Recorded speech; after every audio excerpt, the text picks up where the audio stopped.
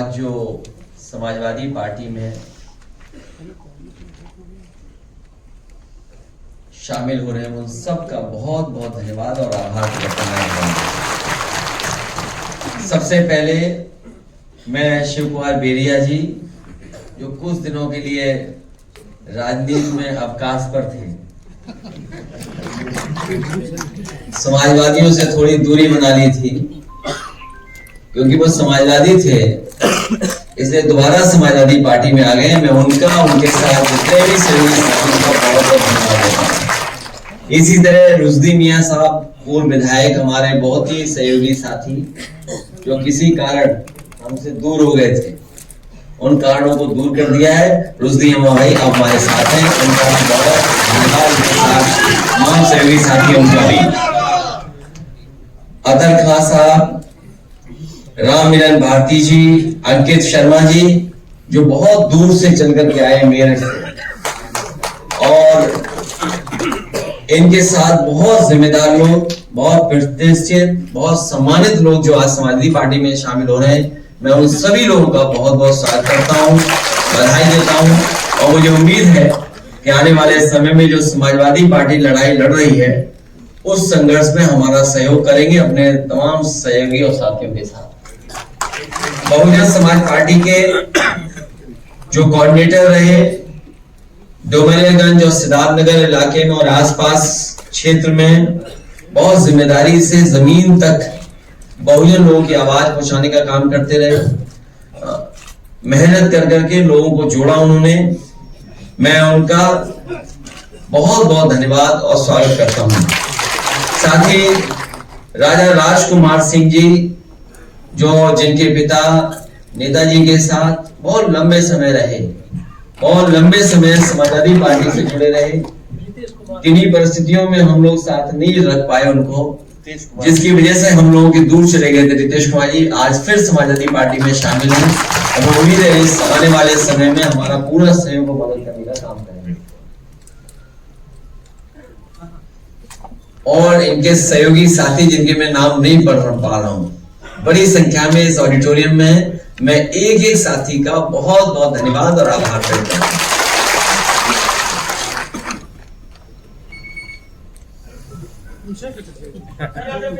Sir आज आप joining करा रहे, कल के लखनऊ में बीजेपी और कथित तौर पर जो यादव समाज के लोग उनकी तरफ से कार्यक्रम कराया गया, मनीष यादव नाम के युवा मोहन यादव को बुला के कार्यक्रम रखा। मोहन यादव ने सीधे सीधे चैलेंज आपको किया, जो बातें उन्होंने कही कि यहाँ पर आएंगे किसी एक परिवार के नहीं है, समाज के लोग किसी एक चीज से जुड़े हुए, कैसे देखते हैं आप उनके बात? ये सब मैंने जब आपके साथियों ने मुझसे सवाल पूछा था, ये बहुत पुरानी ट्रिक है और बीजेपी होशियार है। बीजेपी और बीजेपी के जो थिंक टैंक बड़ा होशियार है, कब कौन सी चाल चलनी है, कब ढाई चाल चलनी है, कब प्यादा चलना है। लेकिन हमारे पास बहुत सारे वजीर हैं, आप इनको पहचानते हैं? वो प्यारे मोहन हैं। इसलिए मैं कहना चाहता हूं ये सब ओल्ड ट्रिक्स हैं। जब समाजवादी पार्टी अपना पीडीए परिवार बढ़ाने में जुट गई, तो इस लड़ाई को कैसे कमजोर किया जाए, कैसे ध्यान हटाया जाए, कैसे डिस्ट्रैक्ट किया जाए, उसका वो रास्ता अपना रहे। लेकिन आपको दूसरा पहलू देखना चाहिए कि भारतीय जनता पार्टी के अपने ही लोग जिन्हें टिकट दी, कोई ना कोई बहाना ढूंढ रहे हैं, कोई ना कोई तरीका बता रहे हैं या कोशिश कर रहे हैं कि उन्हें टिकट ना मिल जाए। तो इससे ज्यादा कमजोर भारतीय जनता पार्टी कब रही होगी, जब उनके ही लोग पार्टी या टिकट को छोड़ करके जा रहे हो। और फिर भारतीय जनता पार्टी को याद रखना चाहिए कि सिर्फ पेपर लीक से ही भाजपा के लगभग 2.25 लाख वोट लीक हो चुके हैं। इसकी भरपाई कहां से होगी? कितने वोट लीक कर गए उनके? 2.25 लाख। और भारतीय जनता पार्टी को कम से कम जनता का यह जवाब देना चाहिए कि अगर हम आंकड़े ठीक तरीके से जनता को समझाने जाएंगे तो जनता के सामने क्या जवाब होगा भारतीय जनता पार्टी का पास? क्या 1 लाख किसान आत्महत्या कर चुका जब से भारतीय जनता पार्टी सरकार में आई है। 1 लाख किसान, और आंदोलन के तहत जिनकी जान गई वो भी हजारों हैं। ये वो लोग हैं जो 3 काले कानून लाए थे। कितने किसान शहीद हो गए, और आज भी किसान आंदोलन कर रहा है और एमएसपी मांग रहा है। क्या एमएसपी देने का इनके पास कोई रास्ता है? और रास्ता भी कैसे बनेगा जब उधार पैसा बढ़ गया हो, देश के ऊपर कर्ज बढ़ गया हो, जिस सरकार ने नोटबंदी की हो और उसके बाद कर्ज बढ़ा हो, और फिर 15 लाख करोड़ से ज्यादा किसान का कर्ज माफ नहीं किया, बड़े बड़े उद्योगपतियों का कर्ज माफ किया। और हो सकता है जिन किसानों का कर्ज माफ होना चाहिए नहीं किया, या हम दूसरे तरीके से देखें, वो कभी जांच का विषय भी हो सकता है कि जिन उद्योगपतियों का कर्ज माफ हुआ है, क्या उन्होंने इलेक्टोरल बॉन्ड्स तो नहीं दिए थे भारतीय जनता पार्टी को? यह बड़ा सोचने का सवाल है कि कहीं ऐसा तो नहीं भारतीय जनता पार्टी ने जिन उद्योगपतियों का कर्ज माफ किया हो, उनसे इलेक्टोरल बॉन्ड्स भी लिए हो, और बाद में उन्हीं उद्योगपतियों को कर्ज दे दिया। दुनिया में हमें बताओ कौन सा देश इस तरह की अर्थव्यवस्था चलाता होगा जहां पर पहले तो लोन दिया जाए, जब वो डिफॉल्टर हो जाए तो उनका कर्ज माफ हो, फिर उन्हें कर्ज दे दिया जाए, और कर्ज के माफ करने के बहाने इलेक्टोरल बॉन्ड्स ले ली जाते हो। जांच की मांग करेंगे इसकी। अरे हमने तो कह दिया जांच की मांग, सुना नहीं आपने, या स्किप कर गए वो भी आप? इसलिए जहां किसान की आय दोगुनी का वादा किया था, क्या किसान की आय दोगुनी होगी इस महंगाई में? और फिर नौजवान, वो बेटी जो इसने आत्महत्या कर ली, क्या कहा उसने? माफी मांगी पिता और मां से, मां और पिता से माफी मांग करके उसने आत्महत्या कर ली, क्योंकि पेपर लीक हो गया, वो अपना भविष्य बनाना चाहती थी। दूसरा कन्नौज का बेटा ब्रजेश पाल, उसने अपनी जान दे दी डिग्री जला करके। जो लोग निवेश का सपना दिखा रहे थे और बड़े बड़े आयोजन कर रहे थे, आप लोगों को ब्रेकिंग सेरेमनी में बुला करके आपको कूपन दे रहे थे खाने का,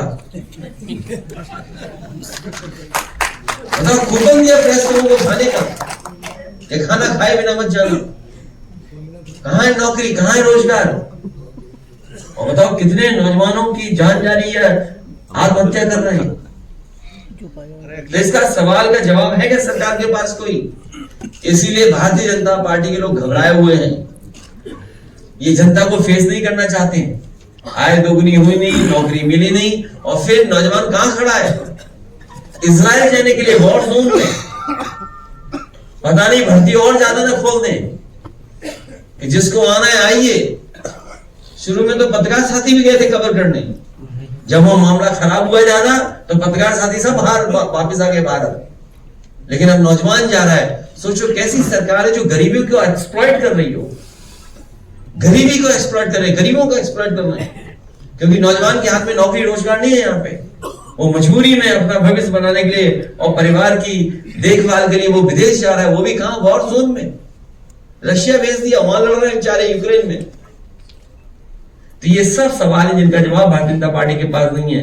और डबल इंजन की सरकार को, या डबल इंजन की सरकार जो कहती है हम न जाने कितना मुनाफा और लोगों को लाभ पहुंचा रहे हैं, अभी किसान चाहे बुंदेलखंड हो या उत्तर प्रदेश के दूसरे हिस्से का, क्या उसकी डबल मदद हो रही सरकार से? कम से कम अब तो सरकार सोचे और डबल मदद करे उनकी। जो नुकसान हुआ है ओलावृष्टि और बारिश से और आंधी तूफान से, जो डबल इंजन की सरकार है, क्या किसानों की डबल मदद करेगी? दिल्ली और लखनऊ मिलकर के जो नुकसान हुआ है क्या भरपाई करेगी सरकार? तो आप बीजेपी से क्या उम्मीद करोगे? भाई बीजेपी क्या कहती, किसानों की आय दोगुनी होगी। क्या इस महंगाई में आय दोगुनी हो गई? 1 लाख किसान ने आत्महत्या की है अभी तक, जब से भारतीय जनता पार्टी की सरकार आई है। दुनिया में शायद इतना कर्ज किसी देश के ऊपर नहीं होगा। कर्ज उद्योगपतियों को दिया, उद्योगपतियों का कर्ज माफ कर दिया। और फिर ये जो घटना हुई थी तेजिंदर ब्रिक की, तो जान बच गई तेजिंदर ब्रिक की, उसकी भी जान चली जाती। और उन्हीं जिन पे आरोप थे बताइए टिकट दे रहे हैं, तो इससे किसान का क्या भला होगा? इससे जनता को समझ लेना चाहिए कि भारतीय जनता पार्टी कैसी पार्टी है। और पार्टी में डिफरेंस यही है कि जो चाहो सो करो और हम तो आपके साथ हैं। अतिवृष्टि के बाद प्रधानमंत्री के क्षेत्र से लेकर मुख्यमंत्री क्षेत्र तक किसान बहुत परेशान है और लगातार उनकी फसल नष्ट हुई है और अभी तक कोई इस तरीके का ठोस उनको मदद जमीन पर इसमें प्रधानमंत्री जी का क्षेत्र और मुख्यमंत्री क्षेत्र से क्या लेना देना है? मतलब वहां जो पॉलिसी है दिल्ली और लखनऊ मिलकर के मदद करते हैं। तो जो लोग ये दावा करते हैं डबल इंजन की सरकार का, तो किसानों की डबल मदद करें। अगर प्रधानमंत्री और मुख्यमंत्री तो डबल मदद करें, दोनों मिलकर के मदद करें।